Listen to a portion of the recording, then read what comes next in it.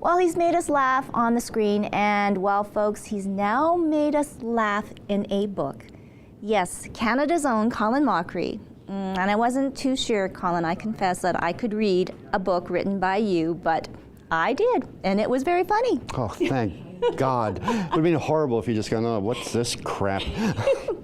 No, well, we might funnily say that what is in between the lines is maybe a little, well, improv, and we'll get into that. But anyways, okay, this book is really, it's not a biography about you, it's really stories. Yeah. So I'll let you tell everyone out there what they can expect in not quite the classics. All right. Well, you know, it's funny because people say, oh, I thought it was going to be a biography, but I've really got enough, my life has been lovely, but really uninteresting. So I decided to do something in sort of an improv vein. So it's 12 short stories. Every story begins and ends with the first and last line of a famous novel, and then I make up the middle.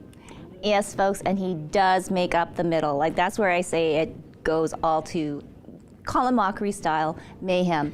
You know, like Sherlock Holmes is a stand-up comedian. Now, that's just to name one of, and I'm going to get you to read my favorite story from here. But anyways, the whole idea to do this, Colin, I know your life is quite boring and uneventful, but the whole idea is quite brilliant. Oh, thank you. Yeah. Sure. You'll take that. Well, for me, it was because when I have to do work, that's when I get my most brilliant, finding a way of getting out of it. And so I couldn't, you know, I got the book deal before I had an idea of what to do. So I thought, well, this is a good way to do it.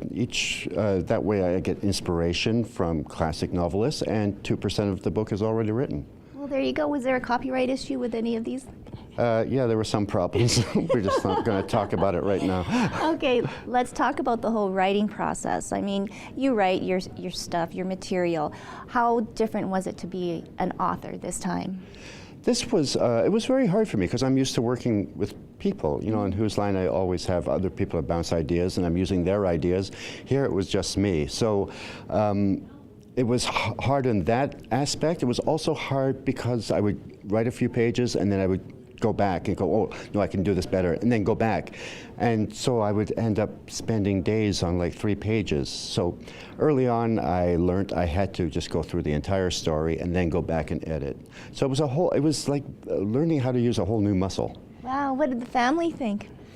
They don't know yet. Oh, this is a secret. Yeah, no, they're, you know, what I love about my family is they're very supportive. So Deb loved it. She cried because I'd actually done something.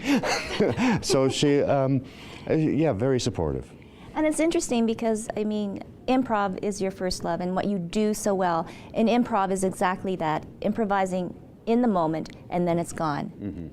This we can read over and over and over again.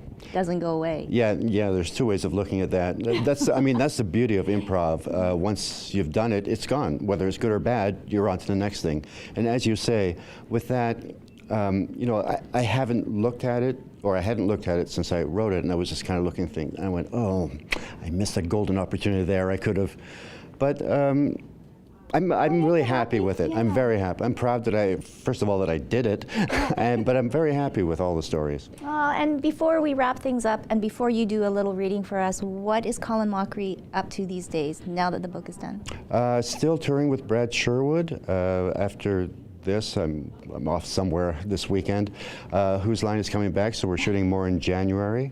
And then, you know, the beauty of my career is nobody has it. I have no idea what's going on. These things just keep coming up. So as long as that happens, I'm happy. Trapped in the basement. What were we thinking?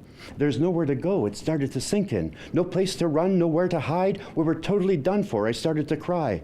Dad came down the stairs looking clearly deranged. Since the last time I'd seen him, he'd totally changed. His hair neatly parted was dappled with mud. His teeth, once so gleaming, was now stained with blood.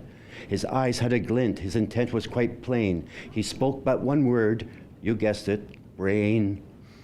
But amazingly then, oh brave Mr. Sid, he did what no feline could ever have did. He jumped at my father with claws and teeth gnashing. My father fell gagging from Sid's breath or the slashing. Now was my chance, find a weapon to use. I saw scissors, a golf club, a pair of spiked shoes. I needed a crossbow, a machete, a gun, but being Canadian, alas, we had none. My father rose up, so ferocious but dumb, and he shambled and lurched towards Mr. Sid and my mum. It was then that I spied them above the good years, hanging on a hook, sharpened gardening shears.